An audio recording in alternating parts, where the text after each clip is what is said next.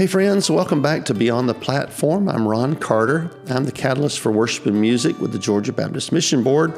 And today we're talking about something that every ministry leader needs, but too few of us make time for: community.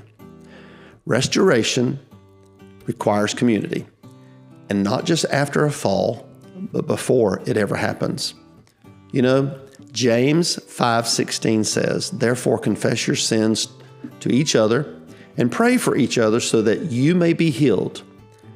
The prayer of a righteous person is powerful and effective. Healing and confession happen in the context of community. God never designed for us to do ministry alone. I heard something recently in a podcast about addiction, and man, it has stuck with me. This podcast revealed that everyone has an addiction of some sort. Maybe not drugs, sex, or alcohol, but pride, control, comparison, approval, or achievement. And all of those thrive in isolation. The podcast referenced a famous TED Talk from about 12 years ago that told the story of an experiment with rats.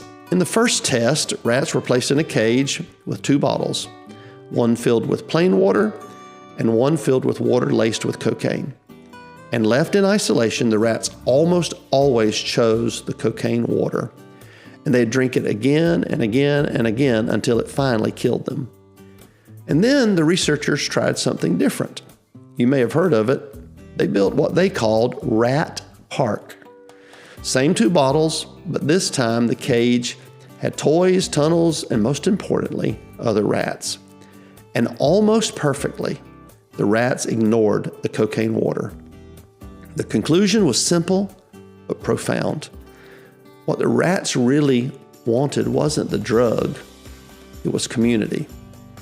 And I believe the same is true for us.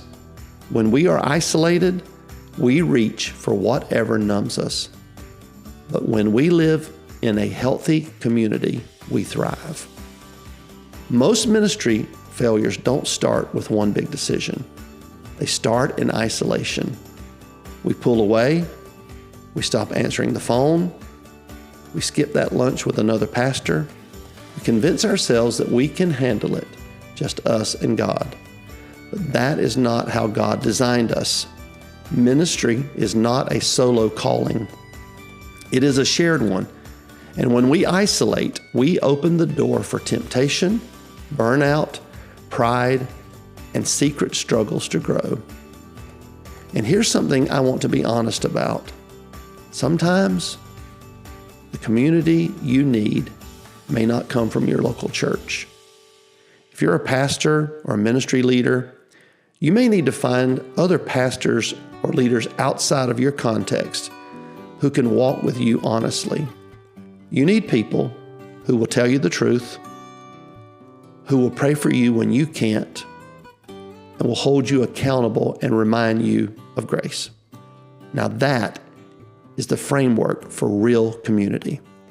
And it is essential for ministry leaders, not just for restoration after a fall, but for staying healthy in ministry. Here's the challenge.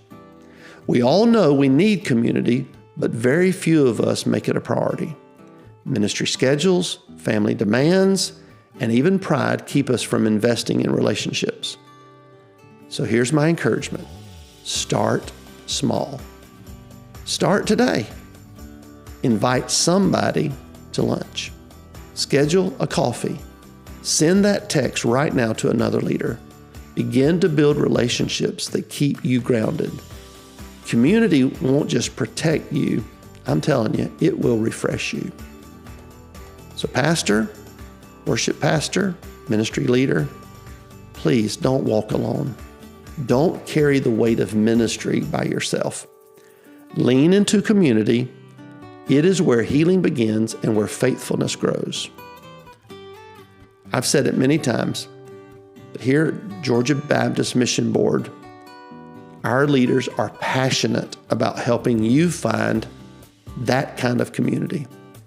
Every month, all over the state of Georgia, ministry leaders gather around Worship pastors gather around, youth pastors gather around, discipleship pastors gather around, tech and ministry leaders gather around through cohorts, lunches, roundtables, and countless conversations either on the phone, by email, or by text.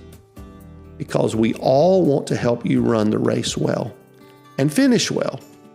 And so, if you need encouragement, accountability, or just simply someone to listen to, please reach out to me or to anyone on our team. We are here to walk with you. So thank you for joining me today. And remember, harmony in leadership informs and inspires. And I look forward to seeing you next time on Beyond the Platform. Have a wonderful day.